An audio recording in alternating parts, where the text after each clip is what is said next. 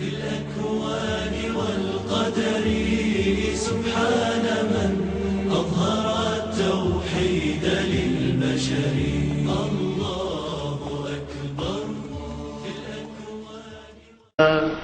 وإذ قال موسى لفتاه لا أبرح حتى أبلغ مجمع البحرين أو أمضي حقبا. الحمد لله والصلاة والسلام على رسول الله. Bismillah ar-Rahman ar-Rahim. Bienvenue à cette série de cours où on va traiter des leçons à tirer de l'histoire entre Al-Khadr et Moussa alayhi salam. Cette histoire entre Al-Khadr et Moussa alayhi salam se trouve dans Surat Al-Kahf, qui est une sourate qu'il faut lire tous les vendredis. Moussa, qui est un messager d'Allah, va rencontrer Al-Khadr. Ensemble, ils vont vivre différents événements qui vont nous apprendre la patience, as-sabr, et d'autres choses dont on peut s'en servir dans notre vie de tous les jours. Cette histoire commence à partir du verset 30 de la sourate Al-Kahf qui dit وَإِذْ قَالَ مُوسَى لِفَتَاهُ لَا أَبْرَحُ حَتَّى أَبْلُغَ مَجْمَعَ الْبَحْرَيْنِ أَوْ أَمَضِيَ حُقُبًا. Donc dans la traduction approximative, Allah Ta'ala il dit, rappelle-toi quand Moussa dit à son servant, je n'arrêterai pas avant d'avoir atteint le confluent des deux mers, même si je dois marcher des longues années de marche. Même si je dois marcher des longues années. Afouin. Pourquoi Moussa est prêt à marcher des longues années? Pourquoi Moussa alayhi salam est prêt à marcher des longues années et ne pas arrêter sa marche tant qu'il n'est pas arrivé à sa finalité? Tout simplement parce qu'il veut rencontrer Al-Khadr. Pourquoi il veut rencontrer Al-Khadr? Pourquoi Moussa alayhi salam veut rencontrer Al-Khadr? La réponse va nous être donnée dans un hadith authentique qui dit que Moussa alayhi salam était dans une assemblée de Béni Israël lorsqu'un homme est venu chez lui et lui a dit, est-ce que tu connais une personne plus savante que toi? Est-ce que tu connais une personne plus savante que toi? Et Moussa alayhi salam dit, non. Et par la suite, Allah lui révèle. Par la suite, Allah Ta'ala révèle à Moussa et dit, si, notre serviteur Al-Khadr. Et Moussa demande le chemin, la voie pour rencontrer Al-Khadr, à qui Allah Ta'ala a donné une science que Moussa alayhi salam n'avait pas. Donc parmi les leçons qu'on peut tirer de ce premier passage, c'est que ça fait partie de la compréhension du savant de se déplacer pour acquérir la science. À ce sujet, on a Al-Qurtubi qui dit, ça fait partie de la bonne compréhension du fiqh, du savant, qu'il voyage pour chercher à augmenter la science et qu'il cède sur ceci d'un serviteur et d'un compagnon. Et également, ça fait partie de la bonne compréhension de saisir l'occasion de rencontrer les gens qui ont du mérite, les savants, même si la région dans laquelle ils se trouvent est loin. Ceci était l'habitude des prédécesseurs pieux. Donc à travers ce récit, qu'est-ce qu'on voit? On voit que Moussa alayhi salam était prêt à parcourir une longue distance pour rencontrer Al-Khadr, pour acquérir une science. À travers ce récit, on voit aussi que Al-Fiqh, la bonne compréhension dans la religion, c'est le fait de se déplacer pour acquérir la science. Quelqu'un qui se déplace pour acquérir la science, quelqu'un qui va loin, qui marche, qui prend une certaine distance pour acquérir la science, on dira que c'est quelqu'un qui a compris le din. Il fait partie des fuqaha fi din. Il a le fiqh fi din.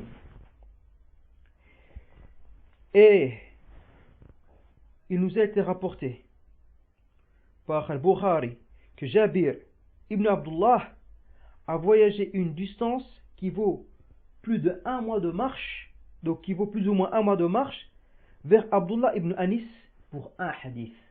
Subhanallah. Allahu Akbar. La ilaha illallah. Donc je répète tellement que c'est beau. Jabir ibn Abdullah a voyagé d'une distance qui vaut un mois de marche vers Abdullah ibn Alis pour un hadith. La ilaha illallah.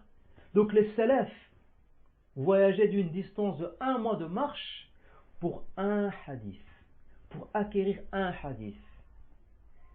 Donc c'est malheureux de voir certains jeunes, certaines personnes qui organisent un cours.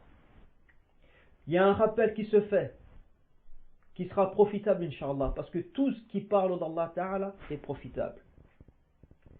Et la distance à parcourir pour écouter ce rappel, pour écouter ce cours, est d'un quart d'heure et de 10 minutes. La personne dit, ah non, c'est trop loin. Ah non, c'est trop loin, donc j'ai pas envie de me déplacer. Subhanallah. Que fais-tu de Jabir ibn Abdullah, qui a parcouru une distance de un mois de marche pour un hadith? Que fais-tu de la sourate Al-Kahf, que tu lis chaque vendredi, verset 60, où Moussa alayhi salam, qui est prophète, qui est messager d'Allah, qui va rencontrer une personne qui a moins de mérite que lui, qui n'est pas prophète, qui n'est pas messager d'Allah, qui a une science que Moussa n'a pas, et il est prêt à parcourir des longues années. Des longues années. Et à son époque, il n'y avait pas le métro, il n'y avait pas le bus, il n'y avait pas les voitures, il n'y avait pas l'avion, il n'y avait pas le vélo. Mais Moussa alayhi salam est prêt à parcourir des longues années pour acquérir une science auprès de Al-Khadr qui n'avait pas. Et on lit la sourate Al-Kahf. Et on sait ça. Et l'on sait. Et qu'est-ce qu'on fait? On dit non, moi c'est loin. Je n'ai pas envie d'aller chercher la science parce que c'est loin de chez moi, c'est un quart d'heure de chez moi. Qu'est-ce que ça prouve ici? Ça prouve que on n'est pas prêt à affronter la difficulté pour avoir des choses qui vont nous profiter. Et ce même problème, on le retrouve chez des jeunes qui n'apprennent pas la langue arabe. Pourquoi? Parce que apprendre la langue arabe, il y a la difficulté dedans. Apprendre la langue arabe, il y a la difficulté dedans. Et comme il y a la difficulté d'apprendre la langue arabe, je n'apprends pas la langue arabe. Subhanallah. Or que ce récit nous montre que lorsque tu veux avoir quelque chose de profitable et que tu dois passer par des difficultés, les difficultés, la distance, etc. ne doivent pas être un frein qui doit te stopper pour acquérir cette chose profitable. Et aujourd'hui, on vit une époque où les gens veulent tout avoir facilement, veulent tout avoir sans passer par des difficultés. À cause de quoi? À cause du fait qu'on a grandi dans la satisfaction immédiate. À cause du fait qu'on a grandi dans la satisfaction immédiate. C'est quoi la satisfaction immédiate? La satisfaction immédiate, c'est le fait de vouloir tout avoir tout de suite, avec facilité et sans passer par la difficulté. Exemple, c'est que oui, quand on arrive à l'arrêt de bus, on veut que le bus vienne vite. 5 minutes, il doit vite arriver. Non, si on doit attendre un quart d'heure, ce n'est pas bon. On va au restaurant, ça doit être vite cuit. On va au snack, ça doit être vite cuit. L'arrêt de bus doit se trouver le plus proche de chez moi. Mon école doit se trouver proche de chez moi.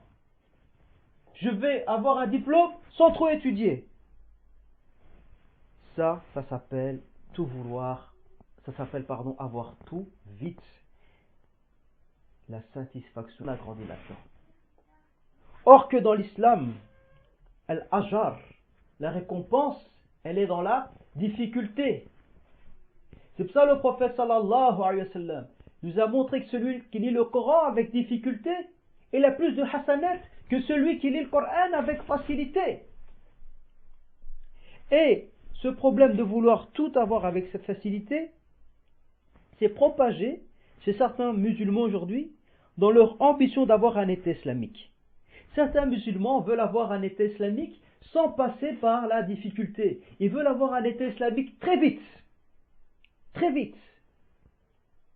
sans passer par la difficulté. Et pour cela, ils utilisent les voies de la démocratie. Ils utilisent les voies du Parlement. Il dit on va rentrer dans le Parlement, comme ça on va vite avoir l'État islamique, sans connaître la difficulté. Mais cette voie-là, qu'est-ce qu'elle a amené? On a vu ce qui s'est passé dernièrement avec les Ikhwan. Les Ikhwan, les musulmans, ils ont voulu avoir la Sharia, l'État islamique en Égypte, par la facilité, sans passer par la difficulté, ils l'ont perdu.